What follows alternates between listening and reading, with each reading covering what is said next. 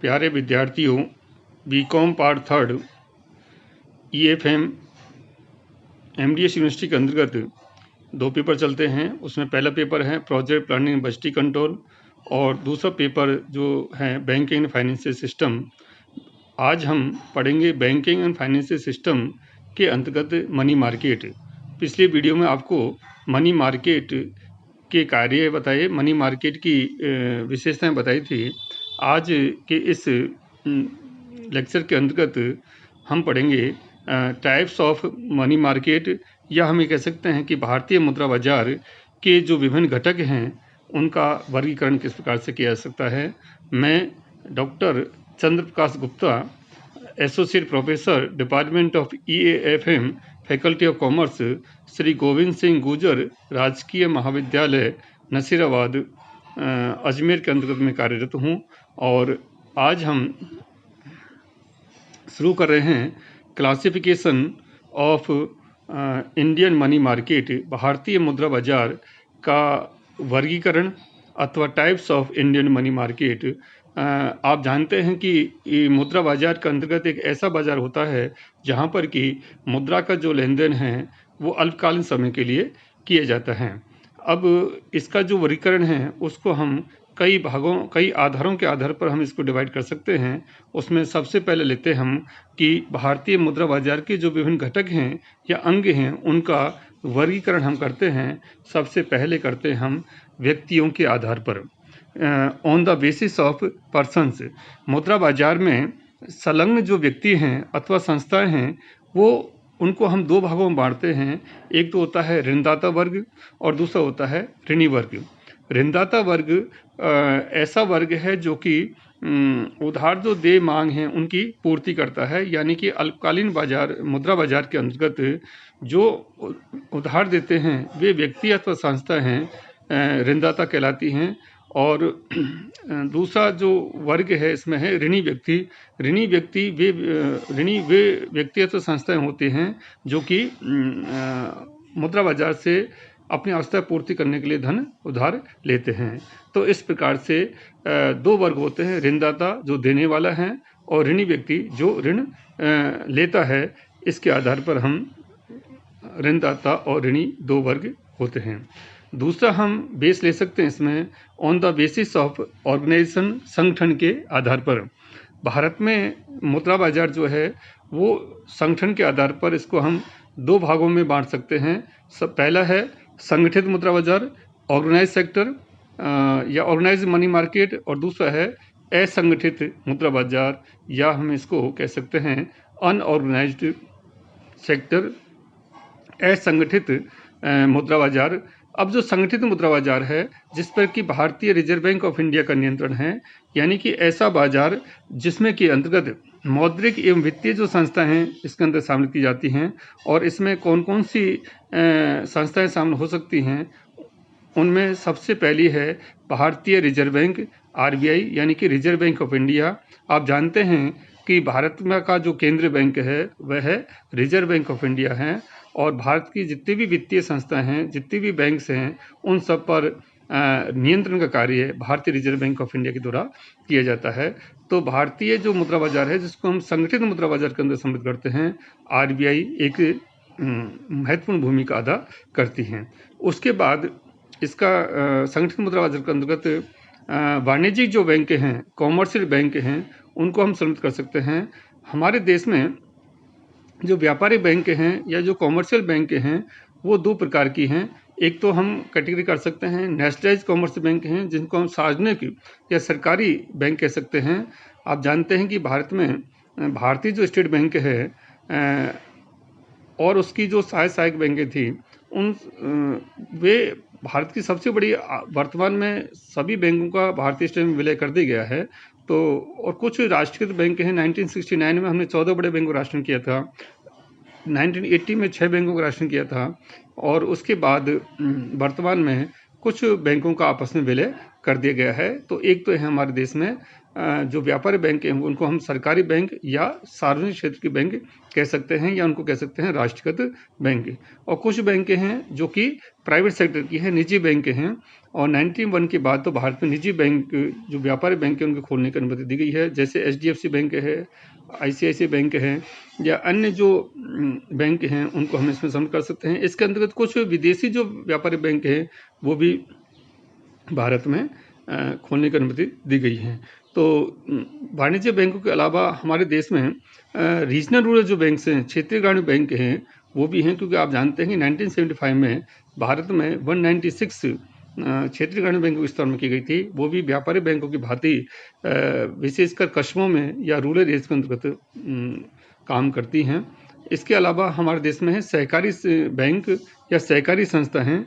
अब भारत में जो सहकारी संस्थाओं का जो ढांचा है वो 2 टायर और 3 टायर के हिसाब से है। जो लॉन्ग टर्म फाइनेंशियल इंस्टीट्यूशंस हैं उसके अंतर्गत हम दीर्घकालीन जो वित्त प्रदान करने वाले जैसे भूमि विकास बैंक हैं, या प्राइमरी लैंड डेवलपमेंट बैंक है, या हम ये कह सकते हैं कि जो short term medium term finance करने वाली हैं उसको हम उनको हम 3 भागों में 3 टायर सिस्टम के अंतर्गत है। जो स्टेट कोऑपरेटिव बैंक होती हैं, डिस्ट्रिक्ट सेंटर कोऑपरेटिव होती हैं, और प्राइमरी एग्रीकल्चर कोऑपरेटिव सोसाइटीज होती हैं।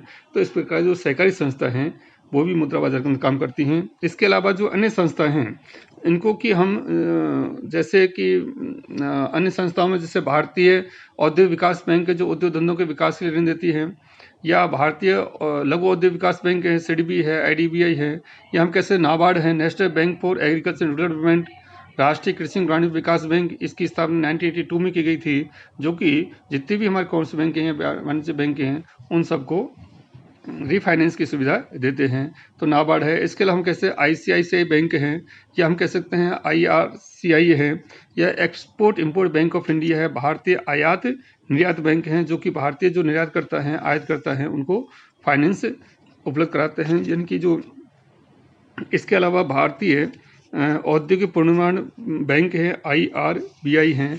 इसके अलावा बहुत सारी बैंक हैं जिसमें राष्ट्रीय आवास बैंक है, नेशनल हाउसिंग बैंक, जो कि राष्ट्रीय आवास यानी कि मकान बनाने इत्यादि के लिए काम करती हैं। उसके बाद है भारतीय लघु उद्योग विकास निगम या bank, SIDBI, small industry development bank of India.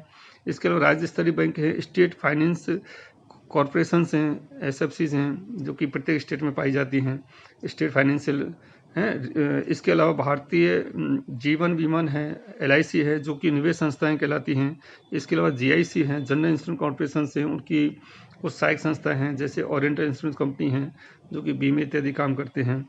इसके अलावा अन्य संस्थाएं भी हैं जिसमें निक्षेप बीमा और प्रत्यक्ष गारंटी निगम हैं, या निर्यात ऋण गारंटी निगम हैं। इस प्रकार से संगठित क्षेत्र के अंतर्गत बहुत सारी जो वित्तीय संस्थाएं हैं या बैंक हैं वो कार्य करती हैं, और इन सब के ऊपर भारतीय रिजर्व बैंक, जो भारत का केंद्रीय बैंक है, उसका नियंत्रण रहता है। तो भारत में जो संगठित मुद्रा बाजार हैं उसके अंतर्गत विभिन्न जो बैंक हैं, वित्तीय संस्थाएं, उनको हम सम्मिलित करते हैं। दूसरा आता है इसका अनऑर्गेनाइज सेक्टर्स, यानी कि असंगठित मुद्रा बाजार, जिसमें कि देसी बैंकर, साहूकार या महाजन हैं, वो इसके अंदर सम्मिलित किए जाते हैं, जिसमें कि प्रत्यक्ष रूप से या अप्रत्यक्ष रूप से RBI का कोई नियंत्रण नहीं होता है। तो इस प्रकार से इसके अलावा भारतीय जो मुद्रा बाजार हैं इसका वर्गीकरण हम उप बाजारों के आधार पर भी कर सकते हैं, ऑन द बेसिस ऑफ सब मार्केट्स। यानी कि भारतीय मुद्रा बाजार के जो उप बाजार हैं उनके आधार पर भी इसका वर्गीकरण किया गया है। उसमें सबसे पहला आता है मांग मुद्रा बाजार, कॉल मनी मार्केट। यानी कि मुद्रा बाजार के इस भाग में अति अल्प सूचना यानी वेरी शॉर्ट पीरियड की इंफॉर्मेशन से मुद्रा का लेन देन के सौदे होते हैं या मुद्रा का लेन देन किया जाता है। इस बाजार में लिए गए ऋणों का तत्काल भुगतान या मांग पर भुगतान करना पड़ता है। इससे बाजार में मुख्य व्यापारी बैंक ऋण देते हैं, और शेयर बाजार में अतः सट्टा बाजार के दलाल जो हैं या आयातकर्ता निर्यातकर्ता फर्म में आदि ऋण देते हैं। तो कॉल मनी मार्केट के अंतर्गत वेरी शॉर्ट पीरियड नोटिस के अंतर्गत हम मुद्रा का लेन देन करते हैं, और सामान्यतः जो व्यापारी ऋण हैं या जो आयातकर्ता निर्यातकर्ता हैं, जो बड़ी शॉर्ट पीरियड के लिए तत्काल उनको या मांग पर उसका भुगतान करते हैं या ऋण प्रदान किए जाते हैं। इसके बाद दूसरा बाजार आता है इसमें ट्रेजरी बिल मार्केट, खजाना बिल बाजार।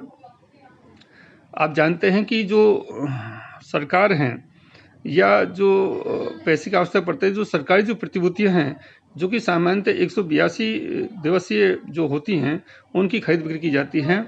और जो रिजर्व बैंक ऑफ इंडिया है, जो साख नियंत्रण के तरीके आपने पढ़े होंगे, उसमें खुले बाजार की जो क्रिया हैं जिसमें कि सरकारी प्रतिभूतियों का खरीद और बेच करके हम साख की मात्रा को नियंत्रित करते हैं।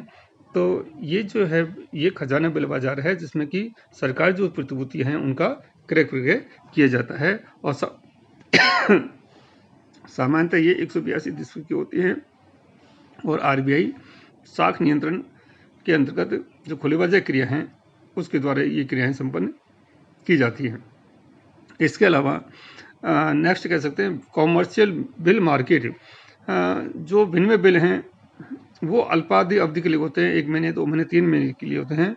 उनके पुनः कटौती भी इन वित्तीय संस्थाओं की जाती है, तो लेन देन किया जाता है। तो भारतीय में बिल बाजार का इतना विकास नहीं हुआ है, इसका विकास अभी अधिक मात्रा में नहीं हुआ है, बहुत कम मात्रा में विनिमय बिलों का लेन देन होता है, प्रचलन है। तो भारत में जो व्यापारी हैं वो विनिमय बिलों का लेन देन करते हैं, लिखते हैं और आवश्यकता पड़ने पर ड्यू डेट से पहले ही वो बैंकों से उसकी कटौती करवा लेते हैं। और जो व्यापारी बैंक हैं वो आवश्यकता पड़ने पर इन बिलों के रीडिस्काउंट जो हैं वो आरबीआई से करवाते हैं। तो इस प्रकार से भारत में जो व्यापारी बिल हैं उनका प्रचलन कम है, लेकिन अल्पावधि के लिए महीने 2 महीने 3 महीने के लिए इन विनिमय बिलों का भी लेन देन किया जाता है। अन्य जो बाजार हैं जिसमें भारतीय मुद्रा बाजार के अंतर्गत अन्य घटक हैं जैसे कॉमर्शियल पेपर है, वाणिज्यिक पेपर है, जमा प्रमाण पत्र हैं, मियादी जमा हैं आदि ये बाजार के घटक हैं। तो इस प्रकार से आज हमने अध्ययन किया कि भारत का जो मुद्रा बाजार है वो उसके जो विभिन्न घटक हैं या उसका जो वर्गीकरण है या जो टाइप्स हैं वो हमने किया है। तो यदि हम इसको ब्रीफ करें तो भारत का जो मुद्रा बाजार है वो व्यक्तियों के आधार पर यदि इसका वर्गीकरण करते हैं तो 2 हैं, एक तो होता है ऋणदाता और दूसरा है ऋणी। और यदि हम इसको वर्गीकरण जो है वह हम संगठन के आधार पर करते हैं तो 2 प्रकार का होता है, संगठित मुद्रा बाजार और असंगठित मुद्रा बाजार। कई बार परीक्षा में जो प्रश्न हैं 2 नंबर के पूछे जाते हैं तो आपसे ये पूछा जा सकता है कि संगठित मुद्रा बाजार किसे कहते हैं या असंगठित मुद्रा बाजार किसे कहते हैं। तो संगठित जो मुद्रा बाजार है जिसमें कि जो विभिन्न बैंक के वित्तीय संस्थाएं उनको सम्मिलित करते हैं, जैसे मैंने आपको बताया था आरबीआई है, विभिन्न जो व्यापारिक बैंक के हैं या क्षेत्रीय ग्रामीण बैंक के हैं या सहकारी बैंक के हैं या अन्य वित्तीय संस्थाएं हैं, उन सबको हम इसके अंतर्गत सम्मिलित करते हैं। असंगठित जो क्षेत्र हैं वो उसमें देसी बैंकर, साहूकार या महाजन जो हैं उनको हम सम्मिलित करते हैं। और उप बाजारों के आधार पर जो आपको बताया था जिसमें कि कॉल मनी मार्केट है, वेरी शॉर्ट नोटिस पर या वेरी शॉर्ट पीरियड के अंदर इसमें ट्रांजेक्शन किए जाते हैं। ट्रेजरी बिल बाजार है जिसमें कि सरकारी जो प्रतिभूतियाँ हैं उनका लेन देन करते हैं। और व्यापारी बिल बाजार है जिसमें कि विनिमय बिलों का या व्यापारी बिलों का लेन देन करते हैं, उनकी कटौती पूर्ण कटौती की जाती हैं। तो इस प्रकार से भारत का जो मनी मार्केट है उसके बारे में आपको बताया। धन्यवाद, थैंक यू।